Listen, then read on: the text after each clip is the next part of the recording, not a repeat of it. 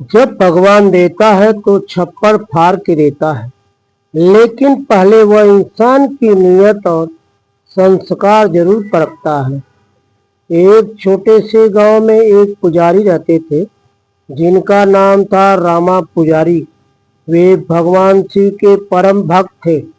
दिन रात भोलेनाथ की पूजा अर्चना और साधना में लीन रहते थे। उनके घर में 3 बेटियां थीं, संस्कारों से भरी, सरल और ईमानदार। उनकी पत्नी का देहांत बहुत पहले हो चुका था। घर की आर्थिक स्थिति बहुत ही कमजोर थी।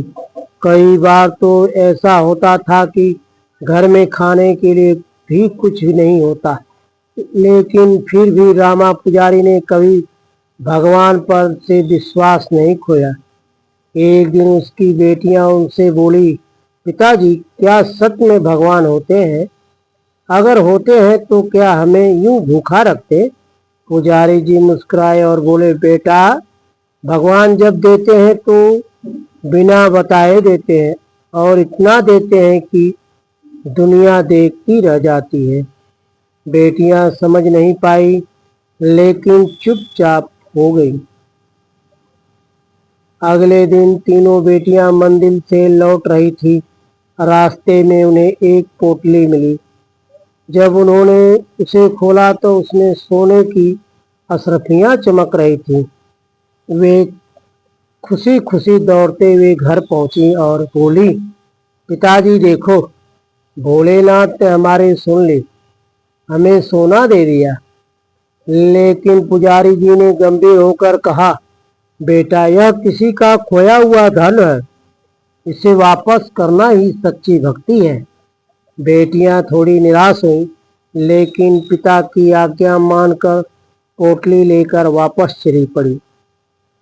कुछ दूर पर एक सेठ परेशान होकर अपनी पोटली ढूंढ रहा था। बेटियों ने जाकर पोटली उसे दे दी। सेठ ने पोटली खोली, उसमें 40 अशरफियां थी। सब कुछ सही था, लेकिन उसके मन में लालच आ गया। वह बोला, मेरी पोटली में तो 50 अशरफियां थी, तुमने 10 निकाल ली। बेटियां घबरा गई। उन्होंने हाथ जोड़कर कहा, सेठ जी, हमने कुछ नहीं लिया, जितना मिला उतना ही लौटा दिया। लेकिन सेठ नहीं माना और उन्हें पकड़कर राजा के दरबार में ले गया। दरबार लगा। राजा ने दोनों पक्षों की बात सुनी, फिर शांत होकर पूछा, सेठ जी, आपकी पोटली में कितनी अशरफियां थी? सेठ बोला, 50। राजा ने बेटियों से पूछा, तुम्हें कितनी मिली थी? उन्होंने कहा, महाराज, हमें तो 40 ही मिली थी। राजा कुछ देर सोचते रहे, फिर मुस्कुराए और बोले, सेठ जी, अगर आपकी पोटली में 50 अशरफियां थी तो वह 40 वाली पोटली आपकी नहीं हो सकती। यह पोटली इन बेटियों की है, क्योंकि इन्हें यही मिली थी। यह सुनते ही सेठ के होश उड़ गए। वह समझ गया कि उसका झूठ पकड़ लिया गया है। राजा ने आदेश दिया कि 40 अशरफियों की पोटली बेटियों को दे दी जाए।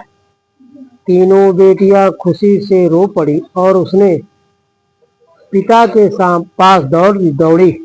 पुजारी जी ने आसमान की ओर देखा और बोले, बेटा, देखो बेटा, भगवान कभी अन्याय नहीं होने देते, वह सही समय पर न्याय करते हैं।